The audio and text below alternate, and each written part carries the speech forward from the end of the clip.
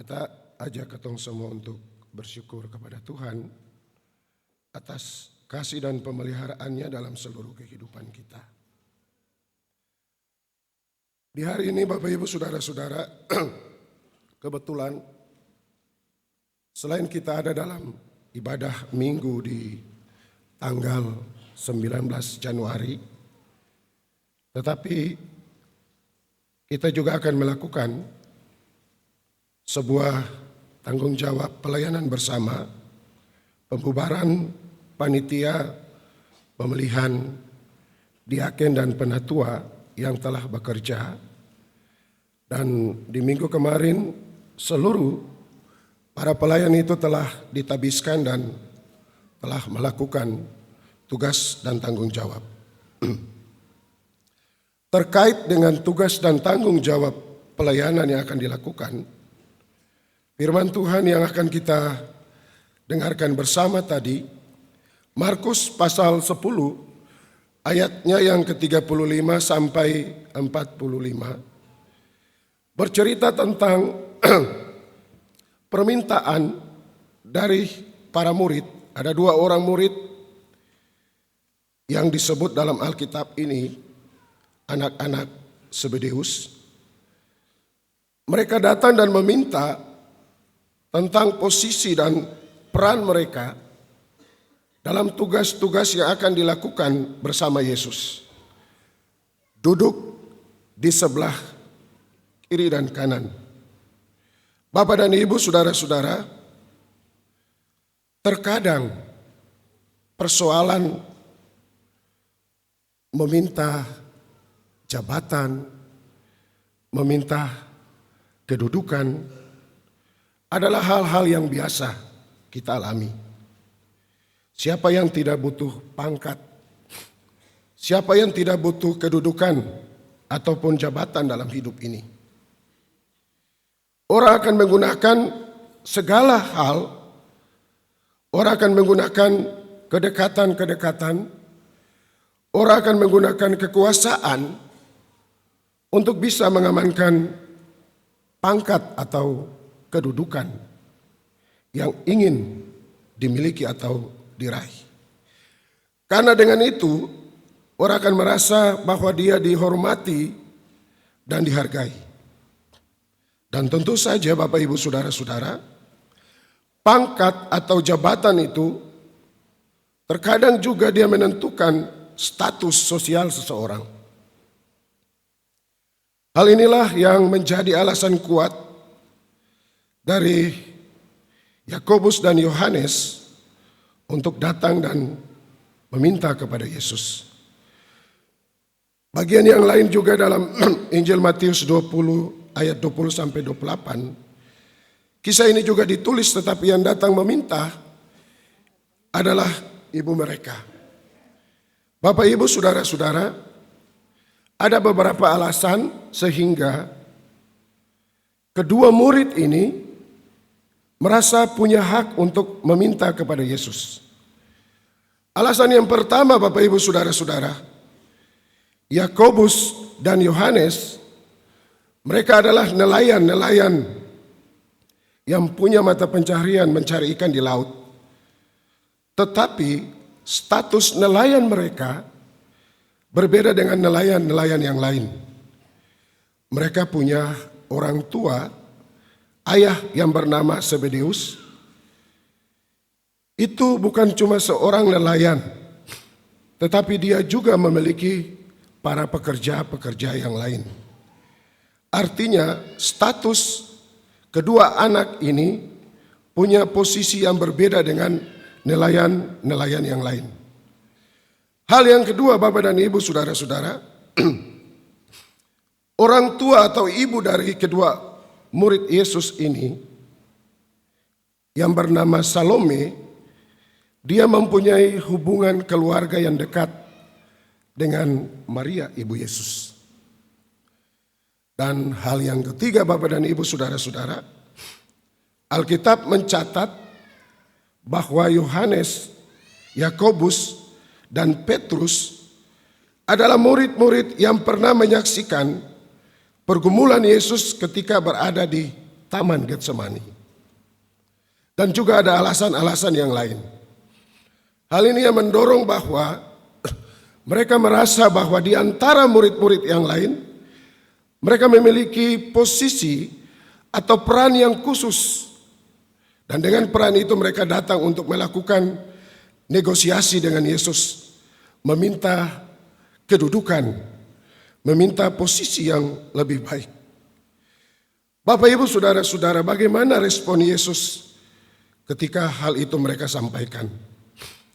Yang menarik, Bapak, Ibu, saudara-saudara, Yesus tidak menjawab ya atau tidak, boleh atau tidak.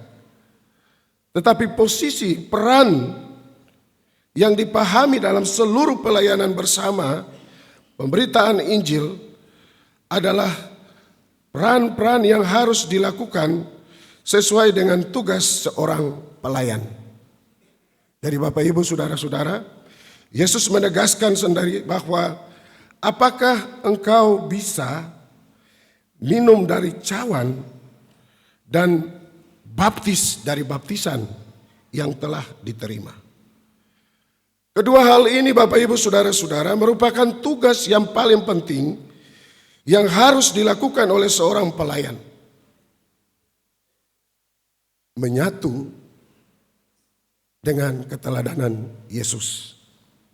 Menyatu dalam baptisan, tetapi juga menyatu dalam penderitaan. Peran pelayan ini juga yang senantiasa ditegaskan oleh Yesus dalam tugas dan tanggung jawab yang lain lagi.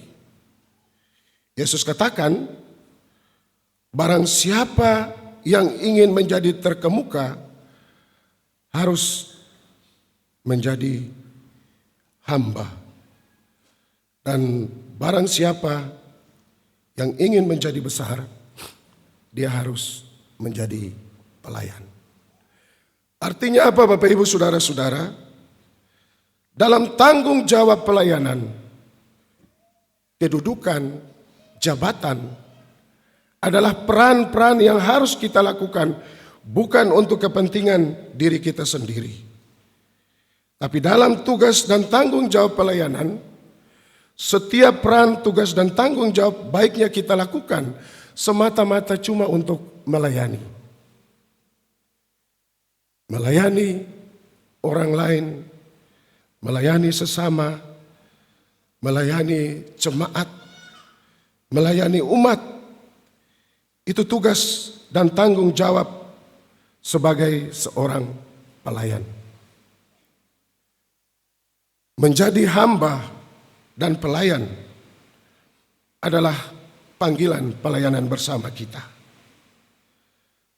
Dan yang lebih menarik lagi, Bapak, Ibu, saudara-saudara, dalam bagian akhir pembacaan ini, dalam ayat yang ke-45 dikatakan, karena anak manusia juga datang bukan untuk dilayani, melainkan untuk melayani dan memberikan nyawanya menjadi tebusan bagi banyak orang. Tugas yang paling penting dari seorang pelayan, apalagi di gereja, Bapak, Ibu, adalah melayani. Melayani tidak mengenal kapan waktu. Melayani adalah seluruh panggilan kehidupan kita. Melayani adalah seluruh desah nafas kita. Kapan dan di mana saja. Dan pelayanan yang dimaksudkan adalah seluruh tanggung jawab yang maksimal. Bukan cuma pikiran kita, tenaga kita, tetapi yang disampaikan bahkan nyawa kita adalah merupakan bagian dari panggilan pelayanan tersebut. Bapak dan Ibu, saudara-saudara yang dikasihi dalam Tuhan Yesus Kristus. Beta Bapak Ibu ketong di mana saja ada punya peran, tugas, dan tanggung jawab. Sekecil apapun, ada pangkat, ada jabatan, ada kekuasaan yang melekat dalam diri kita. Entahkah itu di dalam keluarga, dalam masyarakat, dalam lingkungan kita, di tempat-tempat kita bekerja, termasuk juga dalam tugas dan tanggung jawab pelayanan bergereja kita. Firman Tuhan di saat ini sekali lagi mau mengingatkan beta Bapak Ibu katong semua, pakailah apa yang ada dalam diri kita. Pakailah kekuasaan kita. Pakailah kapasitas diri kita. Pakailah jabatan kita. Semata-mata untuk melayani.